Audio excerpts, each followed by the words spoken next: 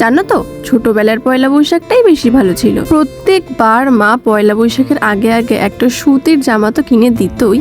তারপর পয়লা বৈশাখের দিন সকাল সকাল স্নান করে সেই জামাটা তো পরতামই, সাথে বাড়িতে ভালো ভালো খাবার রান্না হতো, আর সন্ধ্যাবেলায় নতুন জামা পরে মার সাথে যেতাম হালখাতা করতে, আর যেতাম পয়লা বৈশাখের মেলা। কিন্তু এখন বড় হয়ে গিয়ে সেই দিনগুলো কোথায় যেন হারিয়ে গেছে। আজ পয়লা বৈশাখের পরের দিন, আর আজকে আমি আর আমার দুটো বান্ধবী কিন্তু চলে গেছিলাম একটা ক্যাফেতে। ক্যাফেটার নাম চায়ের ধাবা। তোমরা হয়তো অনেকেই নাম শুনেছো, আবার অনেকেই গেছো। তো এখানে এসে আমরা তিনজন খুব ভালোভাবে এনজয় করলাম। তারপর চা আর কিছু স্ন্যাক্স অর্ডার করেছিলাম। তোমরা যারা যারা ক্যাফেতে এসেছো তোমাদের এক্সপিরিয়েন্স কেমন অবশ্যই কিন্তু কমেন্টে জানিও। আর যারা যারা এখনো আসোনি, এই চায়ের ধাবাতে কিন্তু তোমরা আসতে পারো। ভীষণই ভালো অ্যাম্বিয়েন্স। তোমরা এখানে পার্টনার, ফ্রেন্ডস গ্রুপ, ফ্যামিলির সাথেও কিন্তু টাইম স্পেন্ড করতে পারো। এটা একটা রুফটপ ক্যাফে। নিচে এরকম বাচ্চাদের জন্য দোলনা ছিল আর অনেক কিছু ছিল, তো আমি একটু দোলনা চড়ে নিয়েছিলাম। আর আজকে খুব ভালোভাবেই আমরা এনজয় করেছি। তারপর কিন্তু আমরা বাড়ির উদ্দেশ্যে বেরিয়ে পড়েছি। তো তোমাদের আমার মিনি ব্লগটা কেমন লাগলো অবশ্যই কিন্তু কমেন্টে জানিও। আর যারা যারা এখনো চায়ের ধাবে আসোনি তারা কিন্তু অবশ্যই এসো।